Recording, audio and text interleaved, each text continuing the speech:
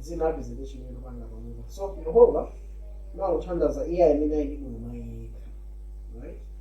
So verse ya tulamba tumetenga pa Yohane 1 verse 17 ndi 18 imene tikulenga nako chifukwa chilamulo chinapatsidwa mwa Mose, chisomo choonadi zinadza mwa Yesu Khristu. 18 kulibe munthu anaona Mulungu nthawi zonse, mwana wobala yekha okhala chifukwa chake iyeyo anafotokozera. Tikamakamba za chilamulo chinenedwa kudzera mwa Mose, tikakamba za chilamulo chinapatsidwa mwa Mose, koma chisomo ndi choonadi chinabwera mwa Yesu Khristu. Mafuna nana chinthuchi tikamakamba za toy kapena kuti model ya nyumba itakhala ing'ono, okay, koma imafanana chimodzi ndi nyumba ikhali maita madenga ndi zazoya. Ngano model sekuyoti munthu atakhala mwayi model komakhala kakang'ono, unaona. So model imakhala zithunzithunzi ya zinthu zili kudza. So ndikaona nthawi ya Mose chimene chinalipo nthawi ya Mose ndithu inali ngati model, okay, ndiye chinayitifanizirira zinthu zimene zili chani zili kudza. Komano chenichenicho choona chenichenicho chinadza kudzera mwa ndani? Mwa Yesu Khristu. Ndakuuza ife chimene ndi chani, aunati palibe amene anaonapo Mulungu nthawi iliyonse, koma Yesu Khristu amene adani amufotokozera. Mwandilena kufotokozera bwino zonse zimene Yesu Khristu anaonetsera za Mulungu, tikaziyerekeza ndi zimene amenyaka nayo, zimene zili zolemerera, zimene zili zokuyika koposa kothera zimene Yesu Khristu akuonetsera. Chifukwa Yesu Khristu yekhayo amene ali mwana wa Mulungu, amene adabwera dziko lapansi anaonetsera ndithu Mulungu amene uli mwa Mulungu, anaonetsera nawo Mulungu wa dziko lapansi. Chifukwa chimenechi umboni wake ndiolemerera kuposa wa wina aliyense amene anamva za Mulungu ndi kufotokozera Iye. Ndiye ndimafuna kuonaona kuno m'chipangano chakale kuti anthu amene anabwera kuti Mulungu anakamba kuchana, ndipo ifalekesero no tikamakamba za Yehova. Yehova ni ndani? Yehova ni yani kwa ife. Ndiye tiyamba pa Yesaya 6 verse 1 kufika amene akamba kunena kuti chaka chimene mfumu Uziya anafa ndinaona Ambuye atakhala pa mpando waufumu wautali ndi wotukulira, ndi zovala zake zinadzala mkachisi. Pamwamba pa Iye panayima aserafi, yense anali mapiko asanu ndi limodzi, awiri anaphimba nawo nkhope yake, awiri anaphimba nawo mapazi ake, awiri anawuluka nawo, ndipo wina anafuwula kwa mnzake nati, woyera woyera woyera, Yehova wamakamu, dziko lonse lapansi lidzala ulemerero wake.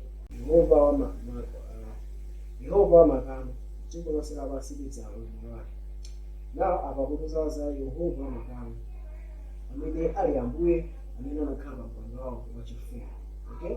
Ndiye Yesaya anaona masomphenya amenewo, ndiye pachifukwa nananati woyera woyera woyera katatu, anthu amene adapapa nditi zokweresa utatu wa Mulungu. Komano ngati tingakhale ganizo limenelo nditi tifuna Yesu pa ina 7 verse ndikuisa chiro ganizo lomwelo ina 7 verse mpaka 4 na kuti Yehova wamakamu atero, Mulungu wa Israeli, konzani njira zanu ndi machitidwe anu, ndipo ndizakukhalisani malo anu. 4 musakhulupirire mawu onama kuti kachisi wa Yehova, kachisi wa Yehova, kachisi wa Yehova ndi awa. Ndikuona menepe. So Yehova wazala kwa Mulungu ufuna kulape musakukhulisa ayi kachisi wa Yehova. So kachisi wa Yehova akubwera kupanga katatu. So zato panayi makachisi atatu.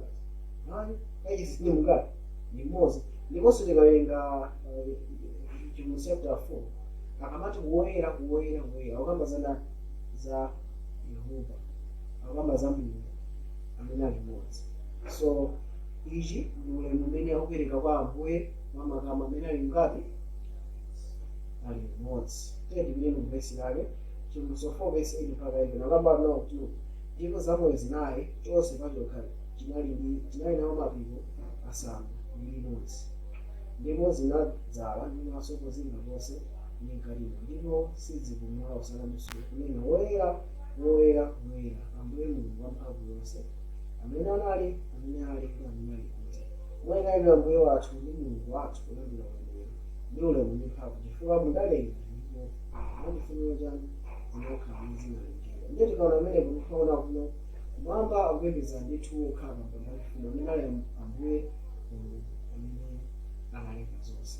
So apo sakamba za utatu lonse makamba za Yehova amene ali Mose amene ali ndi choyera ndipo kukamba katatu akukamba chifana nafuna uyembekeze Mulungu wake chivuso lene tovese tikana olato ndipo Yehova ndipo ine Yohane ndine wakumva ndakupenyezi ndipo pamene ndinamva ndikupenya ndinamva pansi kulambira pamakazi angelo okundolesa izi ndipo ananena kwa ine tapenya usachite makolo zako ndi zawo abale ako aneneri ndi wali wakusunga mawu a Mulungu lambira mwakira ina tikaona amene papa Yohane ndithu ali kumwamba akuona masomphenya za kumwamba ndithu anafuna kulambira ngelo okay fana na zinthu zodabwisa kuba ndichireso banje umuntu mwayonayo ndinoda alambire basi nengera mwese yakimangaya musamuyambire ndani musamuyambire mwatirena angireni na Mulungu sadani samatenga malambiro ake angela amene ali okhulupirira kwa Mulungu salola munthu akatani alambire nefe tikamba kuvesera tikamba kuwerenga Bible tikapata Yosha 5:14 timabwera pamene akunatuna Yosha 5:14 anatuno nati lai koma ndadza ine kazembe wa ankhondo a Yehova pamenepo Yosha anagwira nkhondo yake pansi napembedza nati kwa iye anenanja ambuye anu kwa mtumiki wake Yosha 5:14 ndikamba za nthawi imene Yosha anali ndithu payekha ndipo nthawi imene panalowa mkulu wina ndi Yosha adangoona anati wankhondo zanalusabwentewe kuti mbali yathu imene adani athu amene amankhondo chamuzati ndine ndithu kazembe wa ankhondo a Yehova kapena captain wa makamu a Yehova so tonano Yehova ndi Mulungu wa makamu wano captain wa makamu ndi kula amene anabwera kuzongole ndani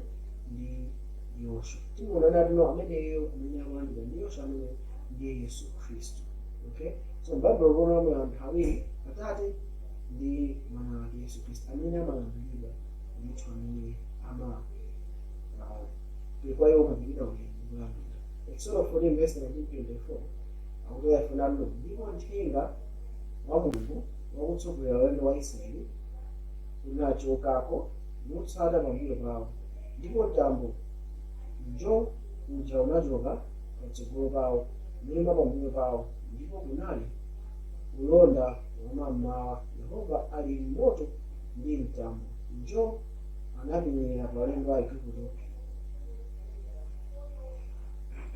wavuta ulendo wa Igupto so tona napo akamba za nthenga wa Mulungu wakusogolerera ana Israeli so tikamangamba za nthenga tiona napo Ahebrew chapter 1:7-14 akamangamba za nthenga kapena ngelo amangomera mthenga okay aserafi akili bakamira kuti azapereke nthenga kwa ife amachita angelo inunso ndineyo pa Yehova 14:6-12 tikamira kuti kale yothenga tikishira sangelo so nthenga amene akutumira kuti akakhala ndi ana Israeli tiona nayi ndani anali Yesu Khristu okay so tikupitiriza amene papa Isaya 63:7-9 unakuno idzatchula za chifundo chake cha Yehova ndi matamando a Yehova monga mwa zonse zimene Yehova wapereka kwa ife ndi ubwino wake waukulu kwa banja la Israeli umene iye wapereka kwa iwo monga mwa chifundo chake ndi monga mwa ntchito zake zochuluka za chilungamo mazunzo awo onse iye anazunzira ndipo nthenga wakuyimirira pamaso pake anawapulumutsa mukonda kwake ndi chisomo chake iye anawawombola nawabereka nawanyamula masiku onse akale ndiye tikuona kuno ati ndipo nthenga wakuyimirira pamaso pake anawapulumutsa so tikutha kuona kuno nthenga ameneyoyo akuti angel of his presence muchizulu muchichaonano nthenga wakuyimirira pamaso pake anawapulumutsa tionano nthenga ameneyo pamene ali iye ali ndithu kupezeka kwa Yehova the end of his presence so ngelo amene amakhala pamaso pa Yehova akabwera pamalo pawo ndeti iyeyo akubweretsa kupezeka kwa Mulungu pamalopo okay so akamba za nthenga amene iye tione nthenga amene ndiye kuti Exodus 20:1-2 okay akunawo kuti ndipo Mulungu ananena mawu onse amene anati ine ndine Yehova Mulungu wako amene ndakutulutsa dziko la Igupto nyumba ya Yakobo so tonana kuno Yehova ndi amene anatulutsa anthu amene nyumba yanu yakabwa teterezenyu usasilire nyumba ya nzako, usasilire verse 17, usasilire mkazi wake mwanzako kapena mchito wake amuna kapena mchito wake wamkazi kapena ng'ombe yake kapena mbuzi wake kapena kanthu kalikonse kanzako. Musapange milungu ya siliva ikhale pamodzi ndi ine, musazipangire milungu yagolide. Mwanjirira mulungu ane wano anthu asazipangire chanu milungu ina. Okay, Exodus chapter 10 verse 17 anaza teno mulungu ndine mmodzi amene anatulutsa ndikuyipitiriro musasilire za anthu ena komanso musazipangire chanu milungu. Okay, lero ndipeze nkhani. Okay, so tikapita Exodus 23 verse 20 mulungu anafotokozera ana Israeli makamaka za nthenga amene amasokonzera ndawo taona ndito manthenga akusogoleri kuusunga panjira ndi kukufikisa pomwe ndakukonzera. Musamalire iye ndi kumvera mawu ake, musamuwawitse mtima pakuti sasakhulupirira zolakwa zanu. Popeza dzina langa lili mumtima mwake, pakuti ukamveratu mawu ake ndi kuchita zonse ndizilankhula, ndidzakhala mdani wa adani ako ndipo ndidzasausa akusausani. So mulungu akamba za nthenga imeneyo imene mafuna kuonetseni chino pa verse 22 adati pakuti ukamvera mawu ake ndi kuchita zonse ndizilankhula. So zatino nthenga imeneyo pamene akubwera pa dziko lapansi sakulankhula zake zokha ayi, koma chilichonse amalankhula ndi chimene mulungu atani akufuna atumikire, pamene chimene mulungu akufuna tisankhe. So nthenga imene sakulankhula zake unalankhula zonse zimene mulungu atani akumuwuza kuti akuchita the end of his presence, kapena ngelo amene akubweza kupezeka wakatani kwa mulungu. So kumvera mawu angelo ameneyo ndikumvera mawu andani amulungu. Ndine ndipitize kuona mmene Deuteronomy 1 verse 32-33 anati koma chinthuchi chomwe chinthu ichi simunakhulupirira Yehova mulungu wanu amene anakusogolera m'njira kukufunirani malo akumanga mahema anu ndi moto usiku, kukuonetsani njira yoyendamo inu ndi mtambo usana. Ndiye onanano ngelo ameneyo amene akutchera kuno nthenga ndi amene amakhala ndi ana Israeli kuwasogolera ndi mtambo. Okay, ndiye mtambo umene umakhalapo nthawi ya masana, usiku umakhala lawi la moto. Ndiye ngelo ameneyo ndi amene amasogoza anthu. Ndiye ndipitiriza ndikuona unawo kodi Yehova amalankhula bwanji za manthenga ameneyo. Genesis 3 verse 8-10 anati ndipo ndinamva mawu a Yehova mulungu ali nkuyendayenda m'munda nthawi ya madzulo, ndipo anabisa Adamu ndi mkazi wake pamaso pa Yehova mulungu pakati pa mtengo wa munda. Ndipo Yehova mulungu anayitana mwamunayo nati kwa iye uli kuti? Ndipo anati ndinamva mawu anu m'mundamu ndipo ndinaopa chifukwa ndinali wamaliseche ndipo ndinabisala. Mukamva mukukwira onani ndipo anamva mawu a Yehova ali kuyendayenda m'munda nthawi ya madzulo. So tonalonda kuno nthenga ameneyo chilesi imene akufotokoza ndi mawu andani a Yehova. So akamana no mawu a Yehova naye akuyendayenda m'mundamu amene amayendayenda mu nthawi imene amayendayenda ana Yesu Khristu anali nthenga ameneyo amene amabweresera uthenga wa Mulungu kwa Adamu ndi Hawa nthawi imeneyo. Ndiye tikaonanso pamenepa Machitidwe chapter 7 verse 1-32 anayo kuti wa Mose pakuona anazizwa pa chiwonekacho, ndipo pakuyandikira iye kukaona kunadza mawu a Ambuye akuti ine ndine Mulungu wa makolo ako, Mulungu wa Abrahamu ndi wa Isake ndi Yakobo. Ndipo Mose anatothumira osalimbika mtima kupenya Esau, ndipo Ambuye anati kwa iye masula Esau mapazi ako pakuti malo amene wapondapo kupatulika. Ndiye tikuona nawo kuti Mose chumuchitikira chinawo kuti akumva mawu nawo kuti akupa mwakaona kupatulika mwaso akutha kuona ndithu chisamba chikunyeka koma sichuta chisamba chikuyaka koma sichikunyeka. Ndiye pamene Mose zikuchitika zonse zaana kuchita mantha kuti asarani asayang'anire koma mawu ochokera muchisamba chinanenende Yehova Mulungu wako. Tiye mbizeni Machitidwe 7 verse 34 walano koma ndaona choyipa nacho anthu anga ali m'Igupto, ndipo ndamva kubula kwawo ndipo ndatsika kuwalanditsa. Ndipo tsopano tiye kuno ndi kutumba kwa Igupto. Mose oyo amene anamkana ndi kuti Mose uyu amene anamukana ndi kuti wakuyika iwe ndani mkulu ndi woweruza, amene Mulungu anamtuma akhale mkulu ndi mlondola, ndi dzanja la mngelo wamuonekera pa chitsamba. Ndiye tikaona bwino bwino verse 35 akutiza fenno mngelo wa Mulungu amene anamuonekera pa chitsamba. Komano tikawerenga bwino bwino tikuonapo mngelo amene anaonekera pa chitsamba ndi amene anamuwuza Mose kuti ine ndine ndani? Yehova, Mulungu wa Abrahamu, Mulungu wa Israeli ndi Mulungu wa Yakobo. Koma amene amayankhula zimenezi ali ndani? Ndi mngelo amene anaoneka pachani pa chitsamba. Koma tisaona kuno mngelo amene ndi mphenga amene anatumidwa ndi Mulungu, amene akuyankhula zokhazokha zimene Mulungu atani wanena. Ndiye kuti mngelo amene ndi amene akuzitcheka kuti ndiye ndani? Yehova, amene ali Mulungu wa Abrahamu, Isaki ndi Yakobo. Ndiye kuti mawu amene akuyankhula ndi Yesu Khristu. Mwana Yesu Khristu akasida mawu amene akuti ayankhule ndi Atate wake. Koma tiona chifukwa Yesu Khristu anabadwa chika mwa Mulungu, Yohane 5:26 nawo pakuti Mulungu Atate ali Mulungu wa yekha, anapereka kwa mwana wake Yesu Mulungu wa yekha. Tiona Yehova ndithu ndi wamuyaya, ndi Mulungu wamphamvu yonse. Anaperekanso kwa mwana wake Yesu wamuyaya akakhala ndi moyo mwa yekha. Ndipo chifukwa chimenechi Mulungu ena kutipitsa Yesu Khristu anapereka uthengawo, ndiye khale amene angapereke uthengawo.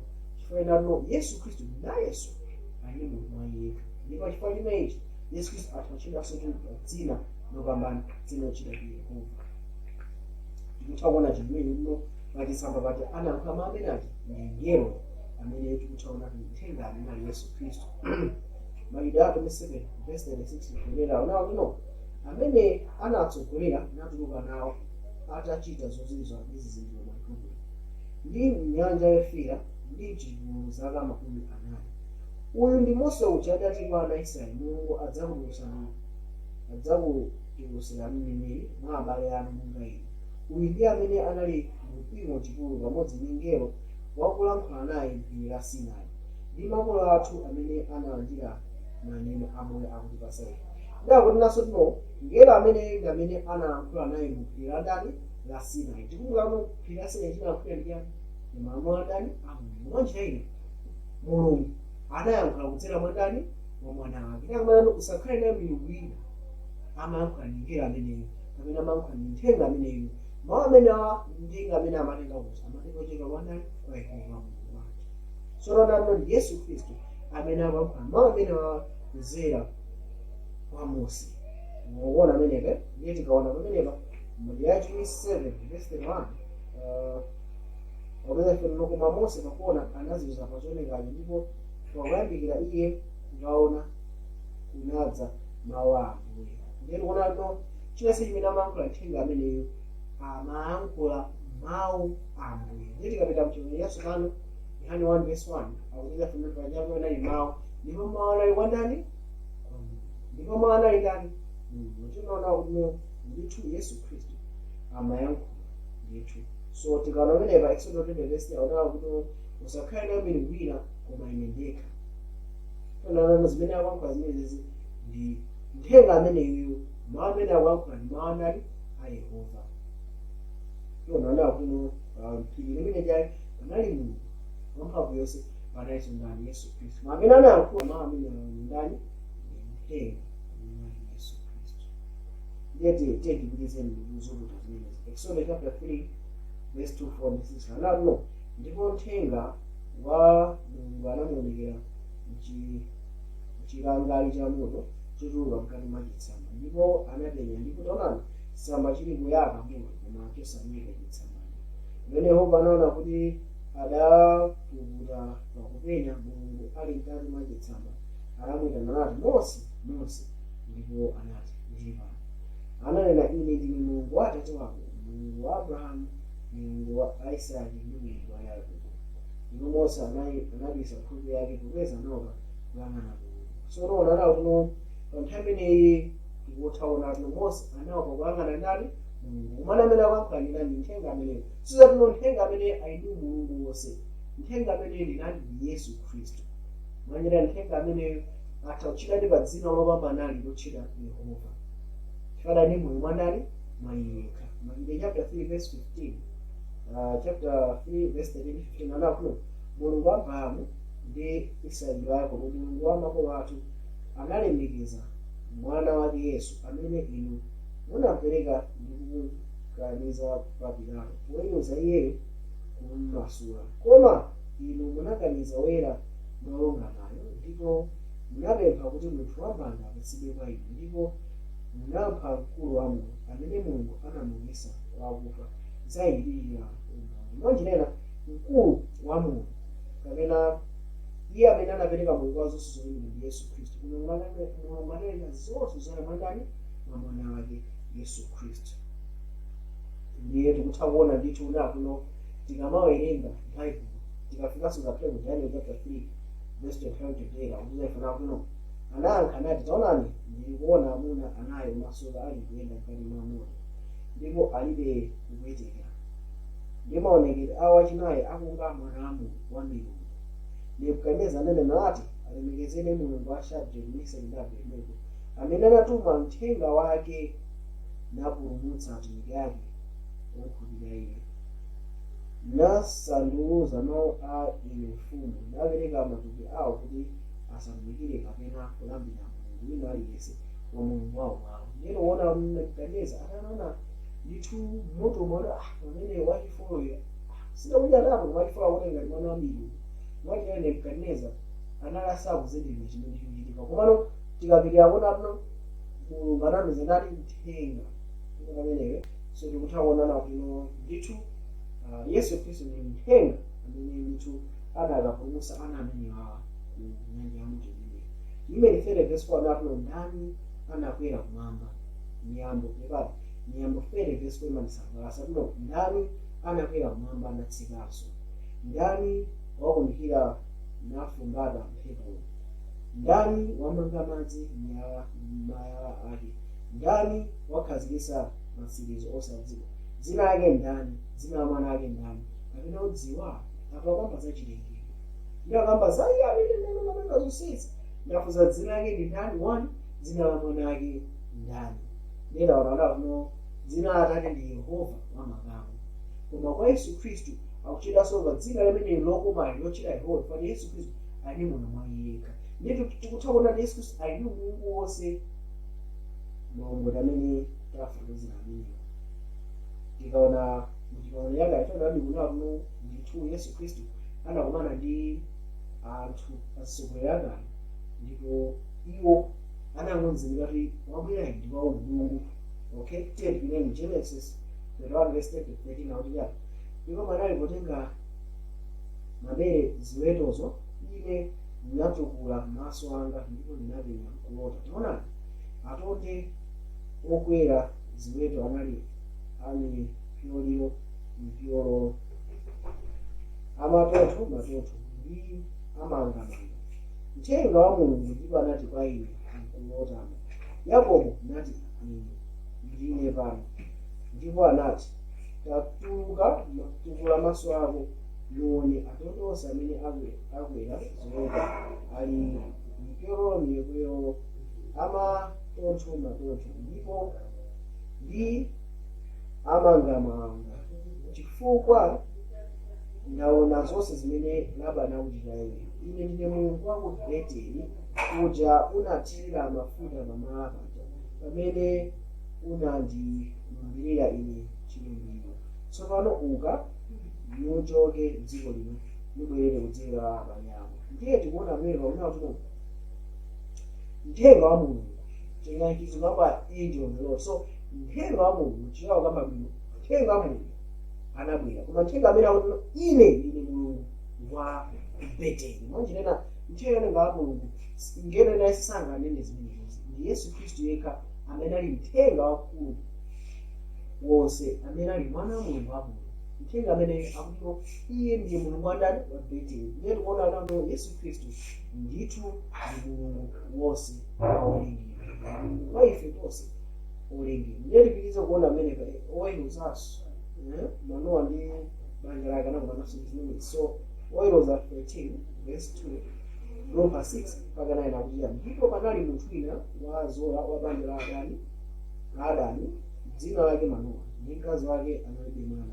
sanabala. Pamenepo anadza mkazi ananena ndi mwamuna wake ndikuti wandidzera munthu wa Mulungu, maonekerake ndiwo ngati maonekero anthenga wa Mulungu wopsa ndithu, ndipo sinafunsa uko achokera kapena sanandiwuzanso dzina lake, koma anati kwa ine, taona udzayima ndikubala mwana wamwamuna, tsopano usamwe vinyo kapena choledzeretsa nosadya chilichonse chodetsa, pakuti mwanayo adzakhalira kwa Mulungu nasadya mpaka tsiku la kufa kwake. Pamenepo mwana anapembedza Yehova anati, Yehova ndikupemphani tidzerenso munthu wa Mulungu ngati mayi, natilangiza icho tizichita mwanayo akadzabala. Ndipo Mulungu anamvera mawu a Manowa, ndi mthenga wa Mulungu anadzeranso mkazi amene anali m'munda mwamuna wake ndiye tikutaonana kuno apapa akuti munthu wa Mulungu anatani anabwera. Ndakukutchanso munthu wa Mulungu ndani mthenga wa Mulungu. Tendipizeni nkhani kuti bwanji weruza 13 verse 10 11 14 ndisaidira ndinakuno. Ndipo mkaziyo anafulumira anathamanga nawuza mwamuna wake nanena naye, taona mwandionekera munthu anazandionekera tsiku lija. Nanyamuka Manowa natsana mkazi wake nanzera mwamuna uja nanena naye, kodi ndinu mwamuna uja unalankhula ndi mkaziyo? Ndipo anati, ndine amene. Ndipo mthenga wa Yehova anati kwa Manowa, zonse ndidzanena ndi mkazi azisamalire. Ndipo Manowa anati kwa mthenga wa Yehova, dzina lanu ndani, kuti atachitika mawu anu ndimtchuleni muchiteni ulemu. Okay, ndiye Manowa amafunsa zimene ziwathenga amene ndiye ndipitiza weruza chapter 13 verse 18 mpaka 25 kupitiza nakuno. Ndipo mthenga wa Yehova anati kwa iye, kufunsirani dzina langa popeza lili lodabwitsa. Ndiye tikaona amene kutandatulo dzina la mthenga wa Yehova linali lodabwitsa. Ndipo tikafika nthawi ya Mose tiona nawo kuno Mose amene anawuzidwa nabwino ndithu mu nthawi zakale sitinadziwike ndi dzina limene limachita Yehova. Mwana zakusangalatsa nabwino pa nthawi mthenga amene ali dzina lake ndilotani ndilodabwitsa. Nano pamene Manowa anatenga mwana wamodzi pamodzi ndi nsembe yakufa nazipereka kwa Yehova katatu. Ndipo mthengayo anachita modabwitsa ndi Manowa ndi mkazi wake ali chimenyere pakuti kunali pakukwera lawi la moto paguwa lansembe kumwamba. Mthenga wa Yehova anakwera mlawi paguwa ndi Manowa ndi mkazi wake ali chimenyere, nagwa iwowa nkhope zawo pansi. Ndipo mthenga wa Yehova sanayekenso Manowa kapena mkazi wake. Pamenepo anadziwa Manowa kuti ndiye mthenga wa Yehova. Nati Manowa wa mkazi wake, tidzafa ndithu pakuti taona Mulungu.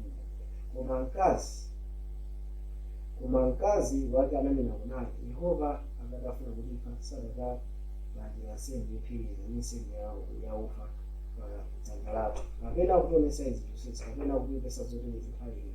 Ndiye tikutaona paona kuno Manowa akuthauzindikira nawo kuno apapa mkazi wake akuti tikuona kuti banja limene ankanena Yehova atitani atipa chifukwa tikaona ndani nkhuda Yehova. Mwachinena ataona mthenga amene anazembezerake kudabwitsa komanso anaona mthenga amene pamene amuona ona ndani Yehova tisalondakuyo sasitefuna nakuzafunato pamene pali mthenga amene pali kupezeka kwa Yehova, the angel of his presence. So mthenga amene ndithu anali Yesu Khristu kusalisomera. Tipitirize kuona amene pa Genesis 32 verse 37 ndifika anakuno. Ndipo iye anati kwa Yakobo, dzina lako ndani? Ndipo nthawi Yakobo akulimba na mikuluja aumenyana ino sipirize nati iye Yakobo. Ndipo anati, dzina lako silinachotcha Yakobo koma Israeli, chifukwa unayesayesa ndi Mulungu, unayesayesana naye Mulungu ndipo unapambana. Yakobo ndipo anafunsa iye nati, undiwuze ine dzina lako. Ndipo iye anati, kundifunsa dzina chifukwa linji? Ndipo anamdalitsa iye pamenepo. Ndipo anatcha dzina la malo amenewo Panieli, chifukwa naonana ndi Mulungu nkhope ndi nkhope, ndipo wapulumuka moyo wanga. So tikamona Yakobo ndithu anali kuti akubwerera pachasala no anana maso mphika ndi anawuzidwa abwerere kwawo. Ndipo bwerera kwawo chimene china chopsa chinano anaba mdalitso kwa mbale yake.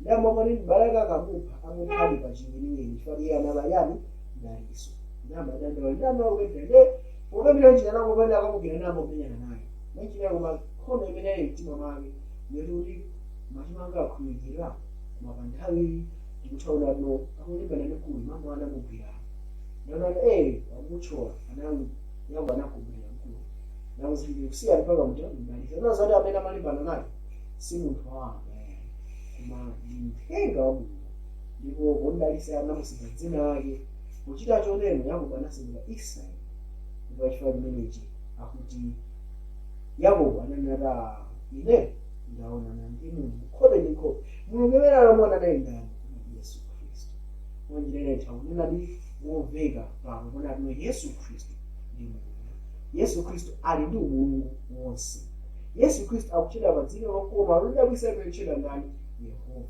palibe sokayikira kuti ali wonse Genesis 32 verse 4-6 anawa kuti ndipo anatsala Yakobo yekha ndipo analimbana naye munthu kufikira mpaka kuja ndipo pamene anaona kuti sanamulaka anakudza sumunyu ya ntchafu yake ndipo sumunyu ya ntchafu yake Yakobo inaguluka kulimbana naye ndipo iye anati ndileke ndimuke chifukwa kulikucha ndipo Yakobo anati sindidzakuleka iwe kuti umuke ukangana ndi Aisraeli taona ndithu kuti Yakobo ndachimene ankafuna kwambiri pathenga mina ankafuna kuti machimo ake akhululukidwa ndachimene ankafuna kwambiri ndi anaola ndikati ndiyeni kaona pa Hosea 12 verse 24 pokamba za nkhani imeneyo unawa kuti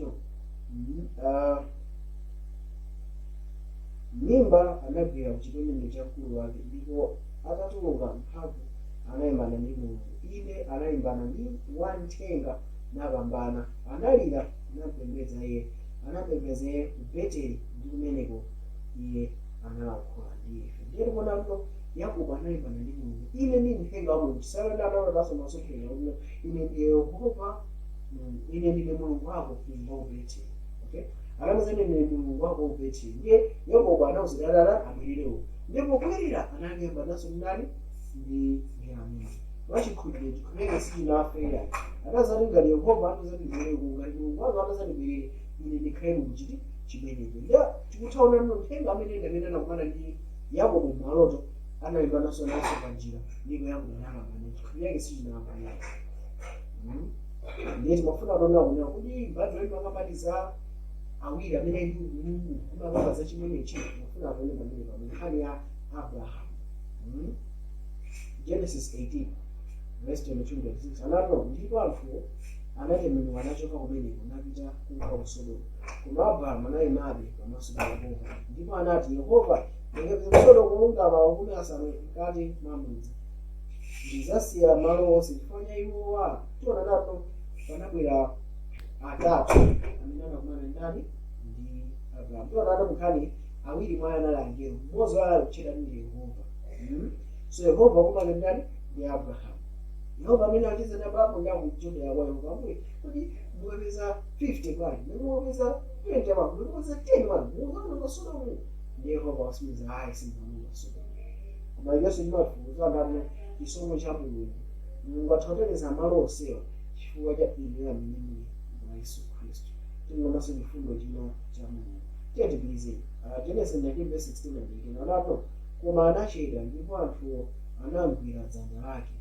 ndi dzanja la mkazi wake ndi dzanja la ana ake akazi awiri chifukwa cha kuchitira chifundo Yehova ndipo anatulutsa iye namuyika kunja kwa mudzi ndipo Loti anati kwa iye laiti mfumu ndiye kuona apa kuti pamene angelo awiri ali ku Sodomu akumutulutsa Loti akugwira dzanja ati chifukwa cha kuchitira Yehova akumuchitira chifundo ndani Yehova okay mwachitira nsoza kuchitira ndani Yehova uja anabwera kudzuka pasi za zunga dziko tezindizeleyo Genesis 19 verse 24 anato ndipo Yehova anavumbisa pa Sodomu ndi Gomora miyala ya sulfuri ndi moto kutuluka kwa Mulungu kumwamba ndipo anawononga midziyo ndi chigwa chonse ndi onse akukhala midzimo ndi zimenezi zinazibera pa nthawi ndero kothaona bwino ati Yehova anavumbisa pa Sodomu ndi Gomora miyala ya sulfuri kutuluka kwa Mulungu kumwamba Sodomu kunali padzuka pasi malinga ya Yehova amene anavumbisa moto wa sulfuri kuchokera kuti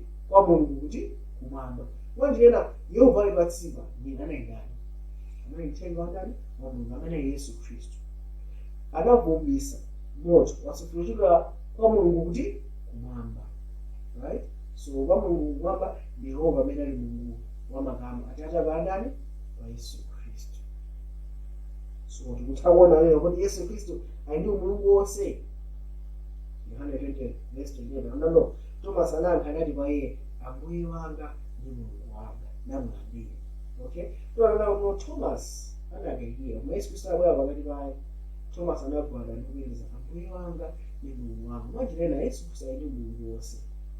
Abeli wanivesera kuti chani koma ponena za mwana ati mpando wa chifumu wanu Mulungu ufikira nthawi za nthawi, ndipo ndodo ya chifumu yowongoka ndiyo ndodo ya ufumu wanu. Umulungu wa Yesu Khristu waphatika penipeni kwa mwana wake.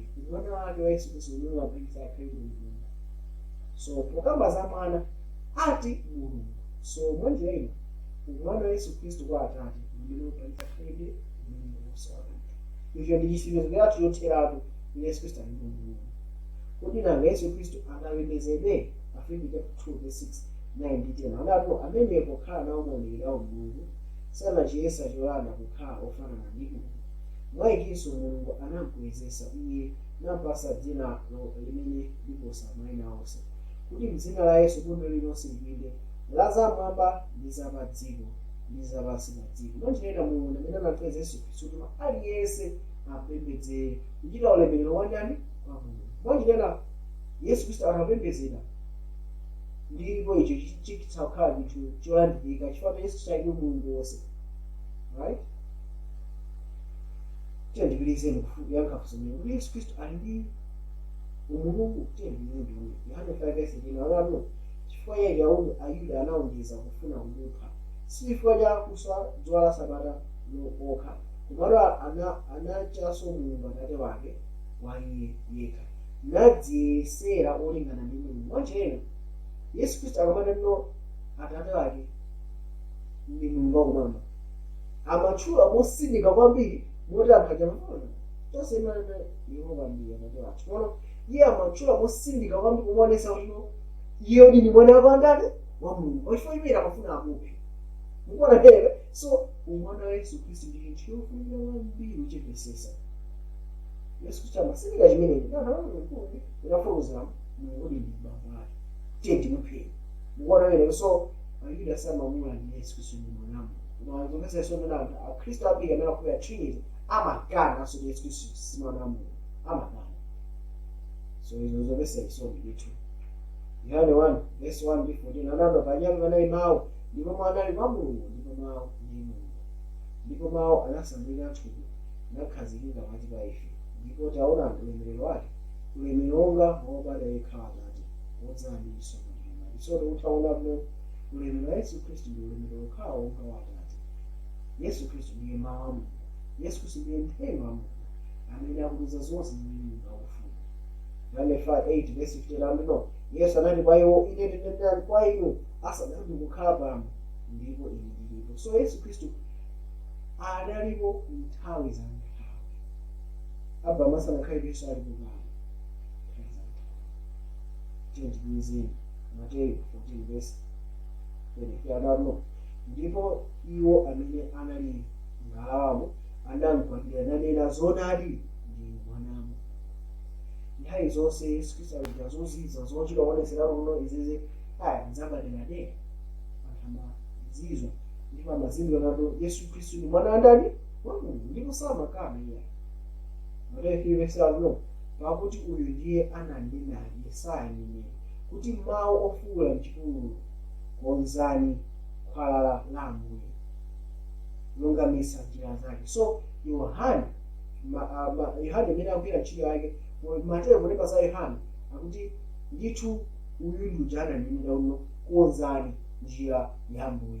Tikamaona kunyangale pachimene amati konzani njira za Ambuye, konzani njira ya Ambuye, konzani njira mwana wankosa. So tikamalenga chomezakale amakamba because njira yambuye LORD capital Lord imene matanza Yehova. So njira yambuye imene yafunika uzidi ndi Yehova amene ali ndani Yesu Kristu amene ali moyo mwa iye yekha.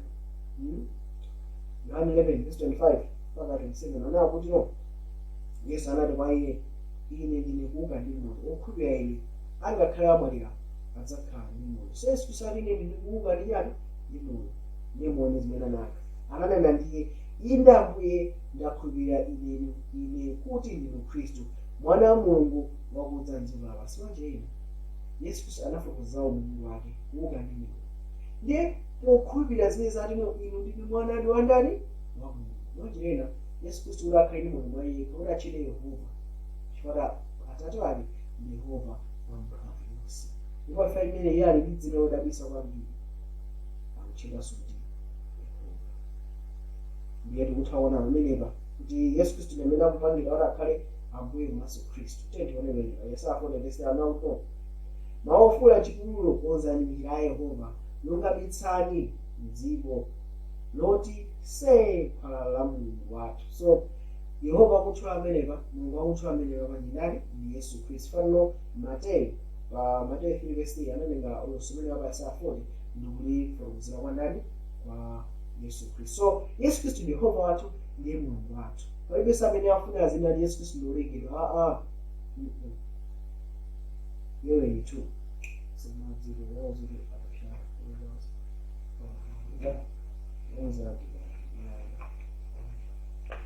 Yowe ni tu verse 9 ndipo kudzachitika kuti aliyense adzayitana pa dzina la Yehova adzapulumutsidwa. Pakuti m'phiri la Ziyoni ndi mu Yerusalemu mudzakhala chipulumutso monga Yehova anatero ndi mwa otsala amene Yehova adzalira. Ndano ndipo kudzachitika ulosomero nano amene adzanene pa dzina la Yehova adzatani adzapulumutsidwa. Koma tikawerenga Machitidwe 2 verse 136 anakuno ndipo kudzali kuti yense amene akayitana pa dzina la Ambuye adzapulumutsidwa.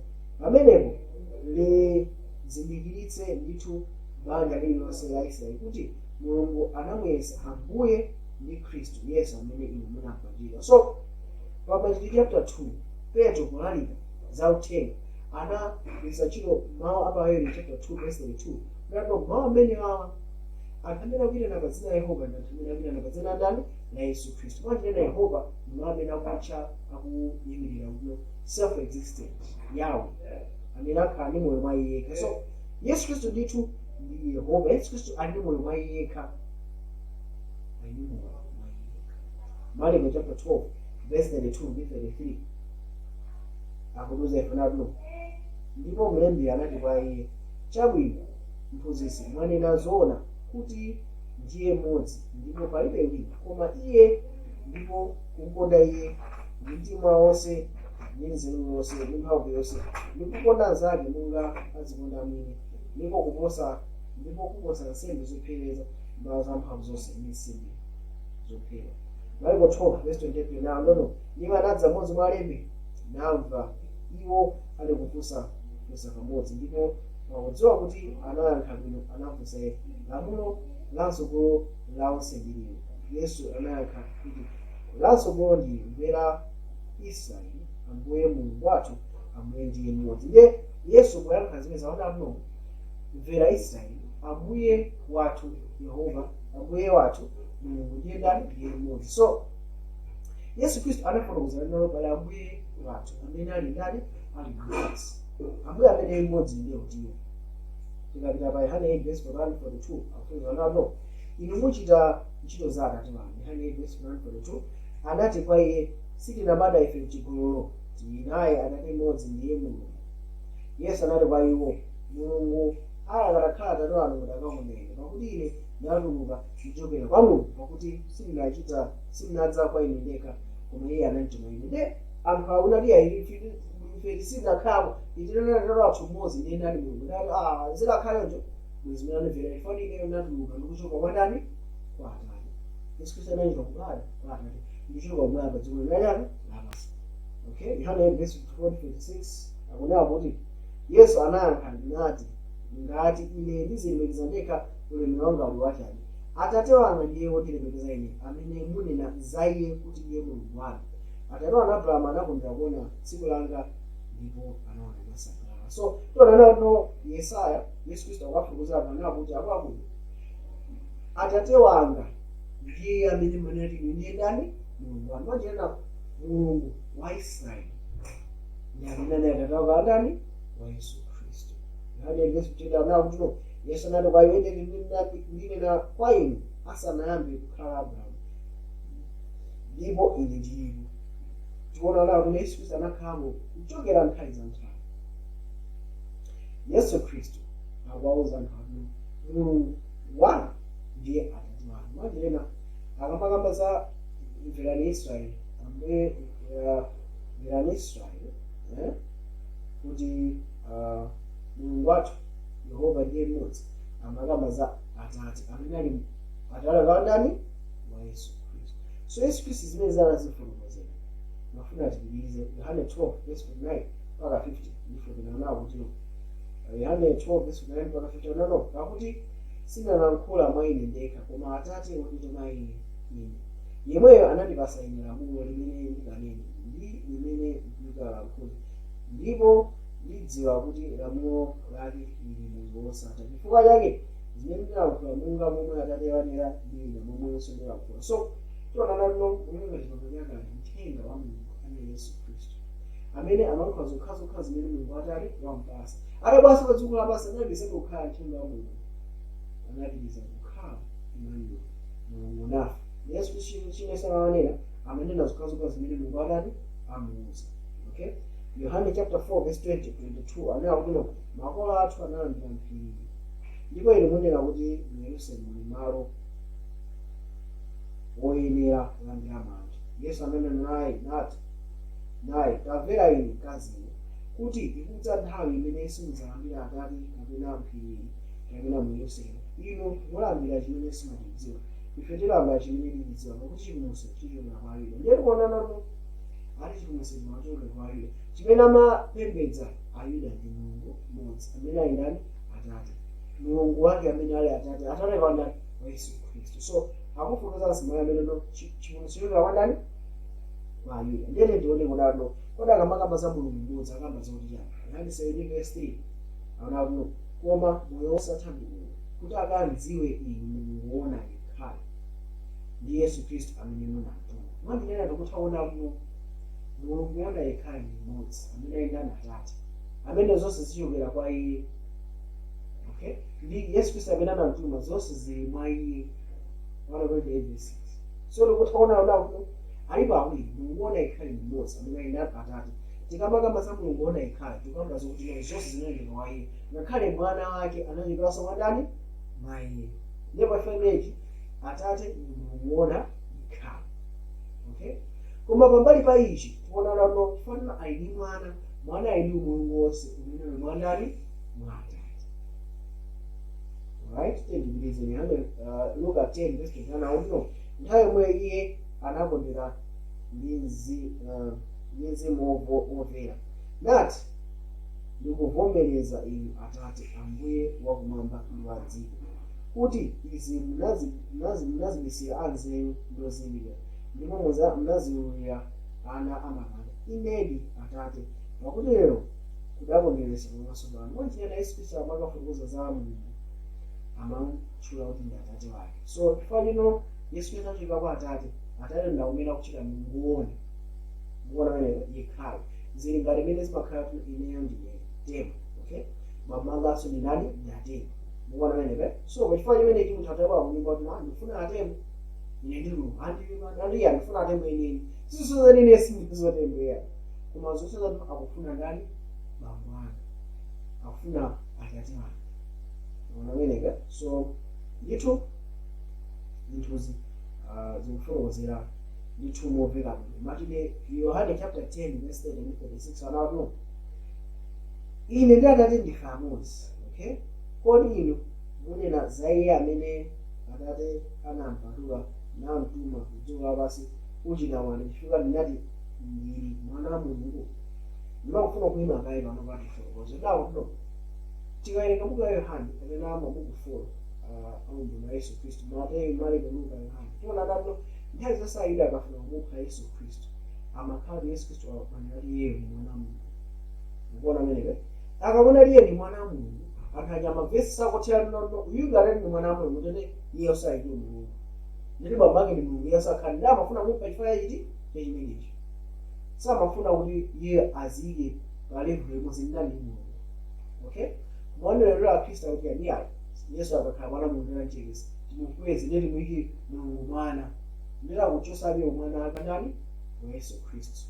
So izonzokesa isoni tendonene pa 140 verse 29 mwamva kuti ine ndanena kwa ine 148 ndimuka ndipo ndidza kwa ine mukandikonda ine mukakondwerera kuti ndikira wala pakuti Atate ali wamkulu ndi ine. Ndete palenga 110 140 chimene chimpangisa Yesu Khristu akhale amodzi ndi Atate chifukwa iye anabadwa chika wadani mwa Atate chifukwa anabadwa chika mwa Atate ali ndi Mulungu simodzi ndi mwana wanga akhali ndi munthu mwana wanga achekanso Tembo 100% tonse ndifanana koma chifukwa anachoka mwa ineyo namba ndilikina kuye ine ndikhankulu kuposa ndani iye. So Atate ndi akulu kuposa Yesu Khristu mwa njira imodzi yokuti Atate ndi amene woyamba kena Yesu Khristu anachoka mwa ndani mwa iwo koma ndinofana nifane osaili Mulungu. So tikutaona ndi mavesi awiri amene akutifotokoza za Yesu Khristu. Ndeti ngamano ya 103:16 adakuno pakuti Mulungu anakonda dziko lapansi kotero kuti anapatsa mwana wake wobadwa yekha kuti yense wakhulupirira iye asatayike koma akhale naye moyo wosatha. So Mulungu anakonda dziko lapansi kutuma mwana wobadwa yekhayo wanjira Yesu Khristu anabadwa kuchokera kwa Mulungu ndikamena kuti ndi padziko lachani lapansi. Tikawerenga Mateyu chapter 7:46 akuziyafuna ndipo poyandikira ora lachisanu ndi chinayi Yesu anafuwula ndi mawu akulu nanena Eli Eli lama sabakitani ndipo kunena kuti Mulungu wanga mwandisiyiranji. So Yesu analira kuti Mulungu wanga ena kungonado achula Mulungu wanga wawiri basi wati akutchula za Mulungu Tate kena akutchula Mulungu Mzimu tikutenga kuti tendonene kuti Mulungu wa Yesu Khristu ndani. Abeli 1:9 wanena kuti kumapotera za mwana ati mpando wachifumu wanu Mulungu kufikira nthawi za nthawi ndipo ndodo ya chifumu yongoka ndiyo ndodo ya ufumu wanu mwakonda chilungamo ndi kuti nayo choyipa mwa ichi Mulungu ndiye Mulungu wanu wakonza ndi mafuta achikondwerero chenjeni koposa anzanu. Tiwanaona tuno ati Mulungu ndiye Mulungu wadani wa Yesu Khristu. Ngakhale soba 120% Yesu anakamba kuti ineyo ndipita kwa Mulungu wanu ndi Mulungu wanu kwa Atate wanu ndi Atate wanu. So Yesu Khristu anavumira ndithu Atate ndiye ndani Mulungu wake. So tendipitizeni Yakobo 2:19 wabiyana okhulupirira ilo kuti Mulungu ndi ali mmodzi kuchita bwinozi wandaso zikukhulupirira ndi kututumira. So Mulungu ali mmodzi Mulungu ona yekha ndiye Atate amene ndi mwana wake Yesu Khristu. Yohane 20:17 Yesu ananena naye usandikhudze pakuti sindinatha kukwera kwa Atate koma pita kwa Abale anga ukati kwa iwo ndikwera kunka kwa Atate wanga ndi Atate wanga ndi Mulungu wanga ndi Mulungu wanu. So pamene amati Mulungu wanu amachita ndithu wina na Atate osati wa Trinity yeah. Okay, so Abeli 1:4 imene imandisangalatsa kwambiri nomba kuna zambiri zinafotokozano adakhala kuposa wangelo monga adayala mdzina la kuposa ilo. Yesu Khristu ndiye khali amene akutchedwa pa dzina la kuti Yehova. Fatino ndithu anakhala mu dzina la kuyowa mwina by inheritance. Okay, mwana amalandira dzina la baba ake. So Yesu Khristu analandira dzina la Atate wake pamene akutchedwa sono kuti nani Yehova. Ndiye tilangiza amenepa Exodus 23:21-22 akuza ifanano musamalire iye ndi kumvera mawu ake musamwawise mtima pakuti sazakhulupirira zolakwa zanu popeza dzina langa lili mu mtima mwake. Tikuona amenepe ati dzina langa lili muchani mu mtima mwake. So vesi imene yawerenga kale so dzina la Mulungu lili mu mtima mwake. Dzina limene ndi dzina langa Yehova imene Yesu Khristu akabanga mthenga amaike ndiso pa dziko limene lokoma dzina limene lokoma limene 1 Pedro 1:6 anakuno wodalitsika Mulungu ndiye Atate wa Ambuye wathu Yesu Khristu. Iye amene monga mwa chifundo chake chachikulu anatibalanso kuchiyembekezo ya Mulungu mwakuuka kwa akufa kwa Yesu Khristu. Ndio Atate wathu ndi Ambuye Mulungu ndiye Atate wa Ambuye wathu Yesu Khristu. So Yesu Khristu ndi Ambuye wathu. Chifukwa tikabadasa maso pana madibalaso tikakhala nangati Ambuye. So Yesu Khristu ndi Ambuye wathu. Komano Mulungu ndi Atate wa ndani? Wa Yesu Khristu. So before chimene Yesu Mulungu ndi amene achita Mulungu wona yekhayo kapena the source kapena manthu kumene zonse zikuchokera kwa Iye. Kona uchera pa one true God. Ndipo tikaona amenepa tiona nawo kuno kodi ndithu dzina limeneli linabwera bwanji? Kodi anatenga ndithu dzina lopambana bwanji? Tiona amenepa Malele 2 verse 41 masinamusi mpaka 46. Anawo kuno ndipo mmene Afarisi anasonkhana Yesu anawafunsa nati, muganiza bwanji za Khristu? Ali mwana wa yani? Iwo ananena kwa Iye, wa Davide. 43. Iye anati kwa iwo, ndipo Davide mzima amtchula Iye bwanji Ambuye? Nanena, Ambuye ananena kwa Ambuye wanga, ukhale pa dzanja lamanja langa kufikira ine ndidzayika adani ako pansi pa mapazi ako. Chifukwa yake ngati Davide amtchula Iye Ambuye, ali mwana wake bwanji? Ndipo anaibe mmodzi anatha kumuyankhula mawu. Ndipo sanalimbika mtima munthu aliyense kumufunsa kanthu kuyambira tsiku lomwelo. So Yesu Khristu anawafunsa anthu funso lovuta. Unati kodi yani anawafunsa niya? Anawafunsa lino kuti muganiza bwanji?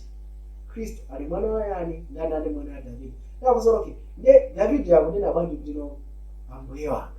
Mamuchaso Khristu kuona menebe. So Yesu Khristu amawafunsa nenze nambira apa Masalimo 110 verse 1 ndipo mvele but Yehova ananena kwa Ambuye wanga, khalani pa dzanja lamanja langa kufikira nditayika adani anu choponda ku mapazi anu. So no Yehova akaluka kwa Ambuye wanga. Paja Ambuye wathu ndi ndani?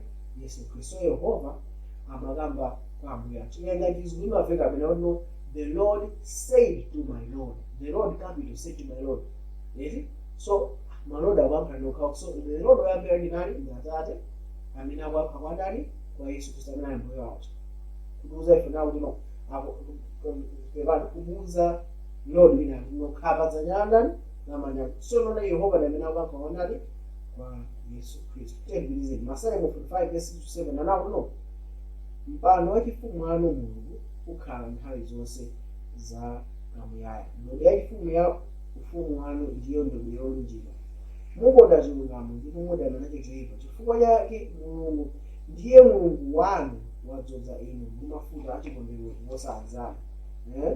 Tenga Hebrew 1 verse 10 nawo koma za angelo kuti anati nthawi zonse, khala pa dzanja lamanja langa kufikira nditayika adani ako pando wa okay. Khala pa dzanja lamanja langa kufikira nditayika adani ako mpando wa mapazi ako. So tikuona tino maverse osewa akamba za Yesu Khristu. Ndawo tino Mulungu ndiye Mulungu wako. So tino Yesu Khristu ali Ambuye. Ambuye amene ndi ndani? Atate. Kuona Atate akuchita ndi wanthu kuona kapena Mulungu ona yekha. Tikuona kukwanitsidwa kwa maverse osewa kuchitika pa Hebrew 1 verse 9. Ndiye tikuona tino ndi Ambuye amene akupangisa Yesu Khristu kuti akhale ndithu Ambuye wathu. Maso akhaleso otilamulira. Okay? Machitidwe chapter 2 verse 32 mpaka 35 napo Yesu amene Mulungu anamuukitsa zaiti tili mboni ife tonse. Potero popeza anamkweza ndi dzanja lamanja la Mulungu nalandira kwa Atate lonjezano la Mzimu Woyera anatsamira ichi chimene inu mumenya mumva. Pakuti Davide sanakwera mwamba ayi, koma ananena yekha, Ambuye anati kwa Ambuye wanga, khalani ku dzanja lamanja langa kufikira ndikayike adani ako chopondera mapazi ako. Mwanjira ndi Mulungu amene akumuyika Yesu Khristu ku dzanja lake lamanja. Mukuona pamene so maloso saja akamba za ndani? Za Yesu Khristu. Ndi Mulungu amene akuchita zimenezi kwa ndani? Kwa Yesu Khristu. Amene akupangisa Yesu Khristu akhale ndani? Ambuye ndi Mpulumutsi after kuukanso kwake. So tikuthaonana pala one true God amene opembedzera komanso pali mwana wake amene Yesu Khristu amene alowa mu dzina lokoma kuposa angelo amene akuchitanso Yehova. Atachita kokulu muchipulumutso. Yehova akupangisa ambuye wathu amene kuti akhale nditu ambuye ndi mpulumutsi wathu. Yesaya 57 Yesaya 53 verse 7 to 9 mpaka 10 auto iye anasenderezedwa koma anazilekesa yekha osasegula pakamwa pake ngati nkhosa yosogolera kukaphedwa, ndi ngati mwana wankhosa amene ali bulu pamaso pa omsenga, chomotero sanadzigule pakamwa pake. 8 anachosedwa ku chipinjo ndi chiweruzo, ndipo ndani anafotokoza nthawi ya moyo wake, pakuti walipsidwa kunja kuno chifukwa cha kulakwa kwa anthu anga, iye anakhomedwa. Ndipo anayika manda ake pamodzi ndi oyipa ndi pamodzi ndi olemera mu imfa yake, ngakhale iye sanachite chiwawa, ndipo m'kamwa mwake munalibe chilimbo. Koma kunamveka Yehova kumutudza, namvesa zowawa moyo wake ukapereka nsembe yopalamula. Iye adzaona mbewu yake, adzalimbitsa masiku ake, ndipo chokondweretsa Yehova chidzakula m'manja mwake. So akamba za Yesu Khristu, Mateyu 26 verse 37 kunena unapo, ndipo anatenga Petro ndi ana awiri a Zebedayo pamodzi naye, nayamba kugwidwa ndi chisoni ndi kutenthedwa nzeru. 8 pamenepo ananena kwa iwo, moyo wanga uli wozizidwa ndi chisoni chakufikira nachimva, khalani pano muchezere pamodzi ndi ine. Ndipo anamuka patsogolo pang'ono, nagwa nkhope yake pansi napemphera nati, Atate, ngati kutheka chikho chipitirire, koma si monga ndifuna ine koma ine. Mwanjira Yesu Khristu mu zonse anakumana nazozi anakumana ndi zovuta zowawa kuti akakumbutse mbiri. Pachifukwa cha zimenezi akukhala ndithu ambuye pa dzanja la Yehova, maso akhalanso mpulumutsi wa mbiri. 12:25 verse 21 akuti ameneyo sanadziwa uchimo, anamuyesera uchimo m'malo mwa anthu, kuti ife tikhale chilungamo cha Mulungu mwa iye. So tona Yesu Khristu pantana anakhala uchimo, mwanjira Mulungu anamusereka Yesu Khristu kumusereka pantana pake. Pafika imeneyi Yesu analira kuti Mulungu wanga mwandisi wa uchimo. Chifukwa chimenechi anabweretsa tchimo ndi imfa. Akabweretsa tchimo ndi imfa akakhala mbuye ndi mpulumutsi wake. Aheberi 2 verse 9 anati, koma tipenya iye adachepesa pang'ono ndi angelo, ndiye Yesu chifukwa cha zowawa za imfa, wovala mwana wa ine ndi ulemu, kuti ndi chisomo cha Mulungu alawe imfa m'malo mwa anthu aliyense. So tikaona Aheberi chapter 2 verse 9 akamba za munthu, kuti munthu ali ndi chilengedwe kapena chibadwidwe chapansi pa angelo, ndi Yesu Khristu adabwera monga ndani anthuwo tinenge adakakumbutse anthu amene anali muimfa. Ndiye tikapitiriza tona Efeso 4 verse 4 ndi 5 anati, thupi limodzi ndi mzimu mmodzi, monganso anayitanani chimodzi chimodzi amayitanani, ambuye mmodzi, chikhalidwe chimodzi, ubatizo umodzi. So tikuona kudawo monga mwa ulosi wonse Mulungu amene anapangisa Yesu Khristu akhale pa dzanja lamanja ake kuti akhale ndithu ambuye ndi mpulumutsi wathu. 1:26 anati, koma kwa ife kuli Mulungu mmodzi, Atate, amene zinthu zonse zichoka kwa iye, ndi ife kufikira kwa iye, ndi ambuye mmodzi Yesu Khristu, amene zinthu zonse zili mwa iye ndi ife mwa iye. So tikuona pali ambuye munthu mmodzi amene zonse zichoka mwa iye, one true God, ndi mwana wake mmodzi amene ali ambuye wathu, amene zinthu zonse zili mwa iye. Mwanjira kudzera mwa dzina lake zonse zinalengedwa ndipo zikukhazikika kuti iye ali Mulungu wonse. Right? So tikutha kuona nawo no pa Mateyu tinawerenga pa Yohane 1 verse 17 ndi 18 akuti afuna chifukwa chilamulo chinapatsidwa mwa Mose, chisomo ndi choonadi zinadza mwa Yesu Khristu. Verse 18 akuti kulibe munthu anaona Mulungu nthawi zonse, mwana wobadwa yekha wokhala pa chifuwa cha Atate anafotokozera. Akamba za Yesu Khristu nano Yesu Khristu ndiye khale amene anafotokozera Atate, ndiye khale amene anafotokozera ndithu zozama za ndani za Mulungu, manga makaphenga ndani la Mulungu. Lero werenge Mateyu chapter 18 verse 9 yang'anirani kuti musanyoze mmodzi wa ang'ono awa, akuti nena kwa inu kuti angelo awo apenya chipenyere nkhope ya Atate wanga kumwamba. So tiona lano angelo kumwamba amapenya nkhope ya Mulungu. Koma Yesu Khristu akuti kwa ife anatifotokozera za Atate mozama ndithu tikumayenga za mwa Yesu Khristu tikabalaso maso pano zonse zamatulera za ife za Atate. Mana kwetuwa Mateyu 5:8 ona apo odala alowera mtima chifukwa zaona Mulungu. Mwanjira ina kuda odala akumuona Mulungu kudzera mwa njira yanji. Tuwa ndipo 6 anapo akuti Mulungu amene anati kuoneka kudzawala kutuluka mu mdima ndiye amene anawala mtima yathu kutipasa chiwalitso cha chidziwitso cha ulemerero wa Mulungu pa nkhope ya Yesu Khristu. Mwanjira odala azaona Mulungu. Iyo ndi chiyembekezo chimene tili nacho kuti mwapita nthawi zakumusika tizamuona Mulungu maso ndi maso. Koma kuposera kumeneko ngakhale lero tikuthaona kuti tikutha kuona zenizeni za Mulungu, tikutha kuona zakhalidwe la Mulungu, tikutha kuona kuti Mulungu ndi munthu amene tithamufikira chifukwa cha Yesu Khristu. Yesu Khristu anaonetsera ndithu kothera mnono Mulungu ndofikirika, Mulungu ndi zathu.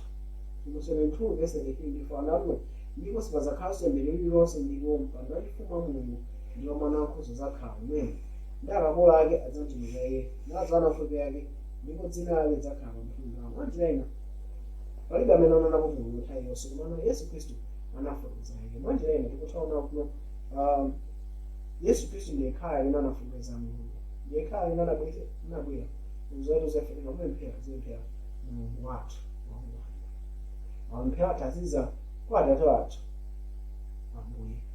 Tisamachite naye mantha koma tizimudziwa Mulungu monga ndi Mbuye, tizimudziwa Mulungu monga ngati iye amene anatitumiza Yesu Khristu anatitumiza iye ndiye Atate wathu. Ndikhulupirira munadalitsika mu mwana wa Mulungu. Ngazitero mundilenso mawu amene mwapelekeza mzanu.